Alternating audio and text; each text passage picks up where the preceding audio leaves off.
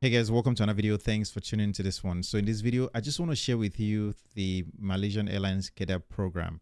If you are new here, welcome. If you're a returning subscriber, thanks for tuning in again. In this video, we are going to cover the Malaysian Airlines Cadet Program that recently opened up, and it's going to close on 4th of July. So if you qualify for that program, I think this is your opportunity to apply. By the way, thanks to the person that actually sent me the link to this program. It wasn't something I found myself, and this is why I encourage you guys that if you find any cadet program out there that you want me to cover, of course, bring it to me and I would talk about it, considering I know that a lot of people from the Asian part of the world that also subscribe to this channel. So I think this will benefit some people, but understand that the core concept or focus of this channel is really to help you achieve your goals. So if you are an aspiring pilot, I believe you will benefit from this channel. So if you are new here, don't forget to subscribe. And of course, don't forget to drop a like on this video as well.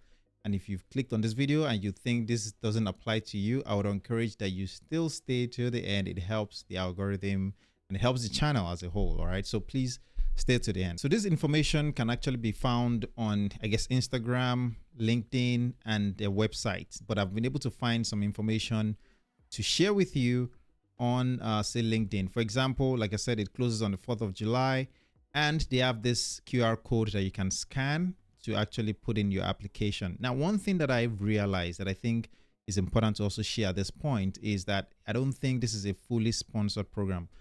Well, it's an upfront cost that will be covered, I believe, by you later on. I'm not sure on that. And if you have more information on this program, please feel free to share it in the comment section. I would appreciate the education.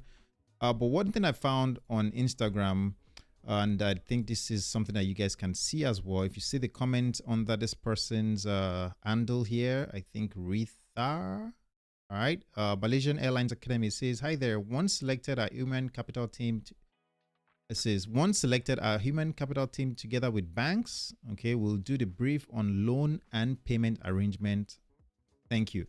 So that really shows that I don't think it's a fully sponsored program, which means you would have to either take a loan and qualify for the loan in order to actually get the funds for your training, and then you repay once you start working. The other option to that would be that the airline would actually cover the cost of the training, and then you pay the airline back, or you're required to stay with them for some time while you pay back the cost of your training. But I think based on the information that was shared with that person's handle, they are stating that you would actually have to qualify for the loan to get trained, and then you would have to pay the loan back to the bank. So that means that it's not a fully sponsored program. Now, one thing that you see on this channel often is you see a lot of programs that are fully sponsored or partially sponsored. All right. So when I say partially sponsored, I'm talking about program in which the airline will pay maybe part of your training upfront, and then maybe you pay some of it, or a fully sponsored program in which you're actually going to get a fund from the airline and you're just required to stay with the airline for some years. Those are usually the most, I guess, programs that actually get a lot of interest from people. And that's why, again, I cover those because, you know, we know that it can be quite expensive to train to become a pilot. And I didn't say anything about myself because I'm assuming that you know something about me. But if you do not know me, my name is Steven. I'm an airline pilot. I've been flying for over 14 years, give or take, right? And I've flown with the airlines. Now I fly for a cargo airline, and I'm on the Airbus 300. All right. So the important thing here to take away is, how do you prepare for this opportunity? Now, one of the things that I teach on this channel is to, first of all, master your pilot competencies. No matter the airline you're going to, it is very important that you master pilot competencies. You can go on Google, or you can sit down to watch some of my videos here and there, do a playlist, play some of the videos, and you will get to understand these competencies.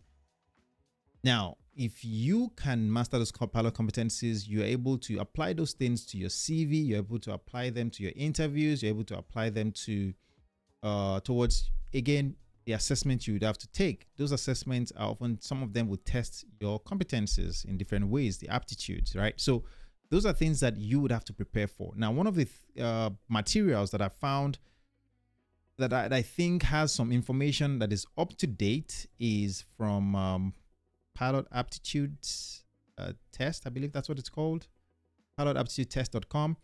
I've never really used this program before, so you know, Don't take my words for it, but I see that they have an updated database of how to prepare for this assessment, and that's why I bring this to you. So when it comes to you preparing for those assessments that you have to take, I like to give you guys some guidance. Understand that these prep programs out there aren't going to give you the exact thing. The goal is to just to give you an idea of what to expect and help you to maybe manage your expectations. And as long as you've prepared adequately, you generally do well.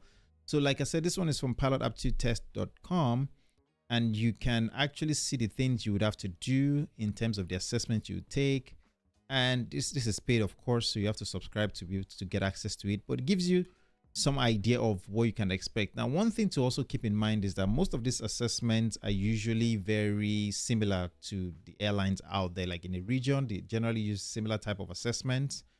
So if you've taken some assessments, maybe Air Asia, for example, you can best believe that most of the assessments will also be tested by Malaysian Airlines. Just to avoid taking chances, I always encourage that you have some program that is tailored to that airline. The other thing I like to address is the technical issues that you may come across. Now, one of the things that has been shared by a lot of people that has applied to this program in the past 5 days that it opened up were some technical issues, and I'm going to share that with you here because, for example, let's see, this first person says, "Hi, I applied last year but didn't make it to the final stage. Would like to ask if I can try again this year. Try to apply just now, but it shows multiple form submission is not allowed."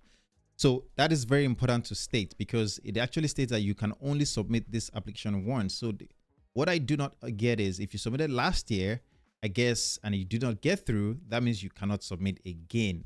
I'm guessing that is what it's saying. But here's what somebody said at the, and I may need to zoom in so that you guys can see this very well.